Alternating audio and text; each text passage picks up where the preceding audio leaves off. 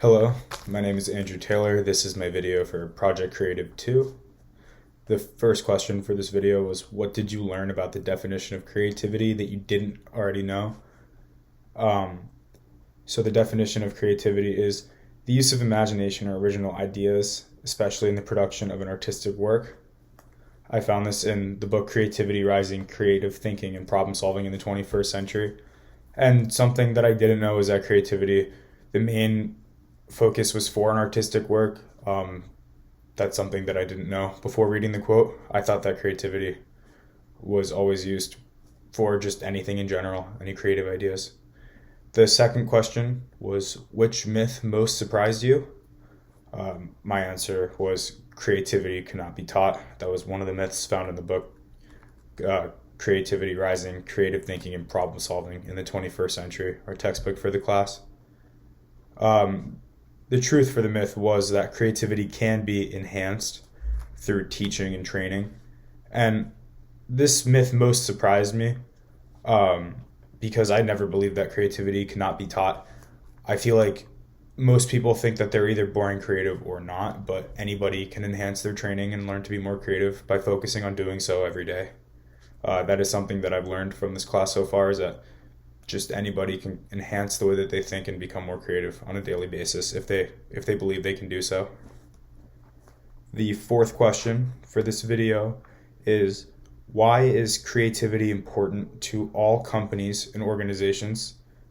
The first example that I will use for this is that creativity can bring new ideas to companies to enhance growth.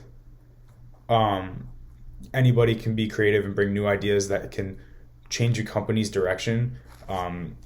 Perhaps a company isn't doing amazing in the field that they're trying to succeed in, business sales wise, and somebody has a creative idea that can sway them in a different direction, and could possibly enhance sales or whatever they're attempting to do in that specific situation.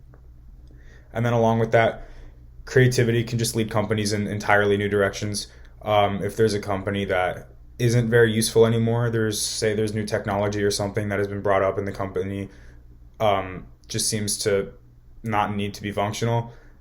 Creativity can always bring companies to new ideas and maybe find a way for the company to be valuable once again, find a new value or a new area, and creativity can help push people to find these ideas and hopefully successfully do so. The fifth question for this video is, what are two common approaches to creative thinking?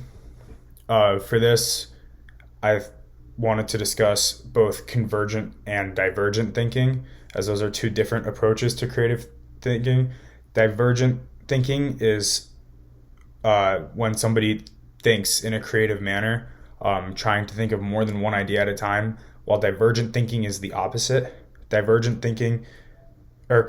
convergent thinking is the opposite. Convergent thinking is, the definition is finding one well-defined solution to a problem. So this is typically the opposite of a creative thinker. While a creative thinker will go and try to find many solutions to one problem and try to find just as many possible scenarios as possible, a convergent thinker will try their best to find one solution that will most ideally suit the problem and solve it.